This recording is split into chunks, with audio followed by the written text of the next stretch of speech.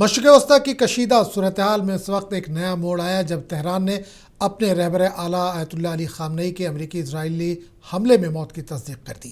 آج اسرائیل امریکہ نے ایران پر شدید بمباری کی، جبکہ ایران نے بھی اسرائیل سمیت خلیجی ممالک پر اپنے حملے جاری رکھے۔ اس دوران ایران میں 50 سے زیادہ افراد کے مرنے کی اطلاعات سامنے آئی، جبکہ اسرائیل میں کم از کم 9 افراد مارے گئے ہیں۔ یو اے میں 3 اور کویت میں 1 شخص کی ہلاکت کی تصدیق ہوئی، جبکہ درجنوں افراد زخمی ہوئے ہیں۔ پیش ہے رپورٹ۔ ایران کے رہبر اعلیٰ آیت اللہ علی خامنئی کی امریکہ اور اسرائیل کے مشترکہ حملے میں موت نے خطے میں جاری تناؤ کو مزید گہرا کر دیا ہے اور صورتحال ایک نئے مرحلے میں داخل ہوتی دکھائی دے رہی ہے۔ ایرانی سرکاری میڈیا نے اتوار کی صبح تصدیق کی ہے کہ ایران کے سپریم لیڈر آیت اللہ علی خامنئی اسرائیل اور امریکہ کے حملے میں شہید ہو گئے ہیں۔ ایرانی حکومت نے ملک بھر میں 40 روزہ سوگ اور 7 دن کی عام تعطیل کا اعلان کیا ہے، اور ساتھ ہی ایران نے مقبوضہ علاقوں اور امریکی اڈوں پر تاریخ کی سب سے تباہ کن فوجی کارروائی شروع کرنے کا انتباہ دیا ہے۔ دوسری جانب اسرائیلی فوج نے دعویٰ کیا ہے کہ ایران کے رہبر اعلیٰ کے ساتھ ساتھ ملک کی دفاعی قیادت کو بھی ختم کر دیا گیا ہے، اور مارے جانے والوں میں ایرانی وزیر دفاع عزیز نصیر زادہ، سیکیورٹی امور کے مشیر اعلیٰ شمخانی اور پاسداران انقلاب کے کمانڈر محمد اکپور بھی شامل ہیں۔ آیت اللہ علی خامنئی کی موت کی خبر کے بعد ایران نے پوری شدت کے ساتھ اسرائیل اور خلیجی ممالک میں امریکی تنصیبات کو نشانہ بنا کر حملے کیے۔ اسرائیل کے بیت الشمس میں ایرانی حملے میں کم از کم 9 اسرائیلی ہلاک ہو گئے ہیں، جبکہ متعدد افراد زخمی ہوئے ہیں۔ اسی دوران متحدہ عرب امارات میں کم از کم 3 افراد ہلاک اور کویت میں 1 شخص کی موت کی تصدیق کی گئی ہے، جبکہ کئی افراد زخمی ہوئے ہیں۔ یو اے ای کی وزارت دفاع نے کہا کہ متحدہ عرب امارات نے 165 بیلسٹک میزائلوں کا پتہ لگایا، 152 کو تباہ کیا اور 2 کروز میزائل کو روکا ہے۔ بیان میں مزید کہا گیا ہے کہ ایرانی حملوں کے نتیجے میں 3 افراد ہلاک ہوئے ہیں، جن کا تعلق پاکستان، نیپال اور بنگلہ دیش سے ہے۔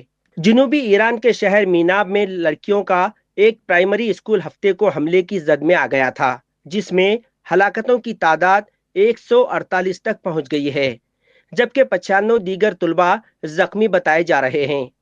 خامنئی کی ہلاکت کے بعد حزب اللہ نے کارروائی کا عندیہ دیا ہے۔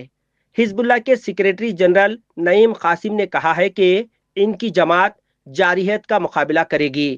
امریکی صدر ڈونلڈ ٹرمپ نے کہا ہے کہ امریکی فوج ایران کے خلاف وسیع پیمانے پر فوجی کارروائی کر رہی ہے، جس کا ہدف اس کا جوہری اور میزائل پروگرام ہے۔ اس کے علاوہ ایرانی بحریہ کو تباہ کرنا بھی اس میں شامل ہے۔ اسرائیلی وزیر اعظم نیتن یاہو نے اعلان کیا کہ اسرائیل اور امریکہ نے ایران کے نظام کی جانب سے لاحق خطرات کے خاتمے کے لیے ایک مشترکہ کارروائی شروع کی ہے۔ بیورو رپورٹ، منصف ٹی وی۔ آیت اللہ خامنئی کے طویل اقتدار کی آہنی گرفت کا خاتمہ ہو گیا۔ ان کی طاقت سخت گیر علماء اور پاسداران انقلاب تھے۔ آئیے ایک نظر ڈالتے ہیں آیت اللہ خامنئی کے حالات زندگی پر۔ سن 1979 کے اسلامی انقلاب کے بعد سے ایران میں صرف 2 ہی رہبر اعلیٰ رہے ہیں، آیت اللہ روح اللہ خمینی اور آیت اللہ علی خامنئی۔ 86 سالہ ایرانی رہنما 3 دہائیوں سے اقتدار میں تھے۔ یہ عرصہ دنیا میں حکمرانی کے طویل ترین ادوار میں سے ایک ہے۔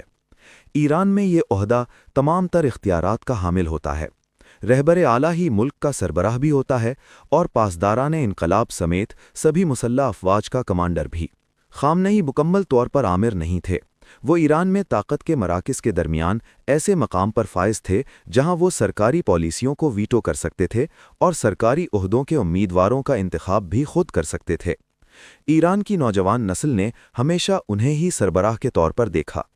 آیت اللہ علی خامنئی سن 1939 میں ایران کے شمال مشرقی شہر مشہد کے ایک مذہبی خاندان میں پیدا ہوئے۔ خامنئی ایک پراثر خطیب تھے۔ انہوں نے امام خمینی کی تحریک میں فعال کردار ادا کیا۔ اسلامی انقلاب کے نتیجے میں شاہ ایران کو اقتدار سے ہٹا دیا گیا۔ انہیں انقلابی سرگرمیوں کی وجہ سے کئی بار گرفتار اور جلاوطن بھی کیا گیا۔ اس دوران انہوں نے تشدد بھی برداشت کیا اور انہیں نقل مکانی بھی کرنی پڑی۔ خامنئی 1981 میں ایک بم دھماکے میں شدید زخمی بھی ہوئے تھے۔ وہ 1981 سے 1989 تک 2 مرتبہ ایران کے صدر منتخب ہوئے تھے۔ امام خمینی کی وفات کے بعد مجلس خبرگان نے انہیں 1989 میں ایران کا سپریم لیڈر منتخب کیا تھا۔ خامنئی نے ایران میں طاقت کے تمام مراکز پر اپنی گرفت ہمیشہ مضبوط رکھی۔ ان کے دور میں ایران نے مشرق وسطیٰ میں اپنا اثر و رسوخ بڑھایا۔ بعض اوقات سپریم لیڈر نے خود کو سیاست سے بالاتر ظاہر کرنے کی کوشش کی۔ یوں ظاہر کیا کہ ایران کے اصلاح پسندوں اور قدامت پسندوں کے درمیان جھگڑوں سے ان کا کوئی لینا دینا نہ ہو۔ لیکن عملی طور پر خامنئی نے کبھی اختلاف رائے کو زیادہ بڑھنے نہیں دیا اور نہ ہی ایسی پالیسیوں کو پنپنے دیا جن سے وہ متفق نہ ہوں۔ ایران میں زندگی آج بھی انہی قوانین کے تحت چل رہی ہے جو انہوں نے وضع کیے تھے۔ بیورو رپورٹ، منصف ٹی وی۔ اسلامی جمہوریہ کے سابق رہبر اعلیٰ علی خامنئی کے قتل کی تصدیق کے بعد ایرانی صدر مسعود پزشکیان نے اپنے ایک پیغام میں کہا کہ اس عظیم جرم کا جواب دیا جائے گا اور اس بار بھی ہم اپنی پوری طاقت اور عزم کے ساتھ ملت اسلامیہ اور دنیا کے آزاد عوام کی حمایت سے اس عظیم جرم کے مرتکب اور کمانڈروں کو پچھتاوے پر مجبور کر دیں گے۔ انہوں نے کہا کہ علی خامنئی نے 37 سالوں کے دوران حکمت اور بصیرت کے ساتھ اسلام کے محاذ کی قیادت کی اور ان کی ہلاکت کے بعد ایران ایک مشکل دور سے گزرے گا۔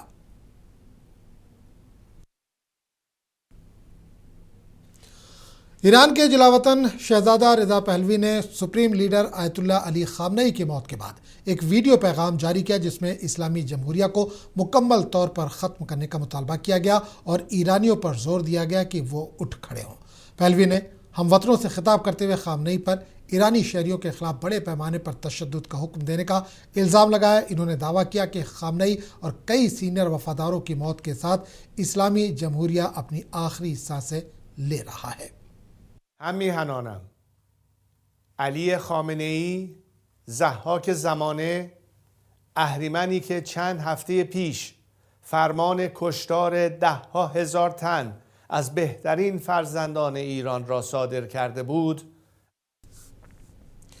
مشرق وسطیٰ کشیدگی کے دوران وزیراعظم نریندر مودی کی قیادت میں سلامتی امور پر کابینہ کمیٹی کی اہم میٹنگ منعقد ہو رہی ہے۔ کہا جا رہا ہے کہ یہ اجلاس امریکہ اور اسرائیل کی جانب سے ایران پر حملے اور ایرانی سپریم لیڈر آیت اللہ علی خامنئی کی ہلاکت کے بعد پیدا ہونے والی عالمی صورتحال کے تناظر میں بلایا گیا ہے۔